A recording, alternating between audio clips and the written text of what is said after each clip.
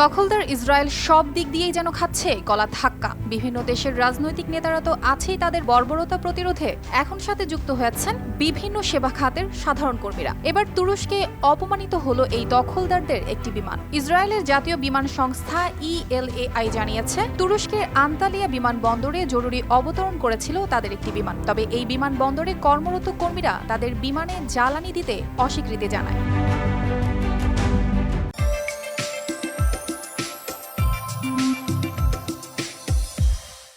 23 June রবিবার এক প্রতিবেদনে এই তথ্য জানিয়েছে ইসরায়েলি সংবাদ মাধ্যম টাইমস অফ ইসরায়েল।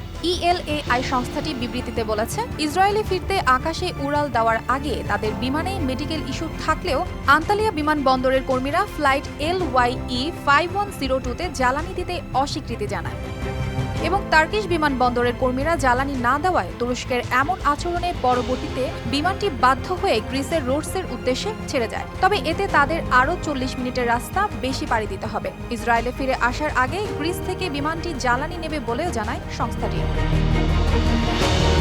তুরস্কের একটি কূটনৈতিক সূত্র জানিয়েছে, জরুরি কারণে ইসরায়েলি বিমানটিকে তাদের বিমানবন্দরে অবতরণ করতে দেওয়া হয়। তবে কূটনৈতিক সূত্রটি বার্তা সংস্থা AFPর কাছে দাবি করেছে, মানবিক দিক বিবেচনা করে তারা বিমানটিকে জ্বালানি দেওয়ার সিদ্ধান্ত নিয়েছিলেন, কিন্তু সংশ্লিষ্ট প্রক্রিয়া যখন শেষ হতে যাবে, বিমানের ক্যাপ্টেন তার নিজ ইচ্ছায় বিমানটি নিয়ে চলে যান। এদিকে ফিলিস্তিনের গাজায় বর্বরতা ও গণহত্যা চালানোয় তুরস্ক ও ইসরায়েলের মধ্যে থাকা কূটনৈতিক সম্পর্কে ব্যাপক অবনতি ঘটেছে। গাজায় যুদ্ধ বন্ধ না করা পর্যন্ত ইসরায়েলের সঙ্গে সব ধরনের বাণিজ্য বন্ধ রাখার ঘোষণা দেয় তুরস্ক। দর্শক, তুরস্কের এমন আচরণে আপনার কি মতামত জানাতে পারেন কমেন্টে। অর্পিতা জাহান, RTV।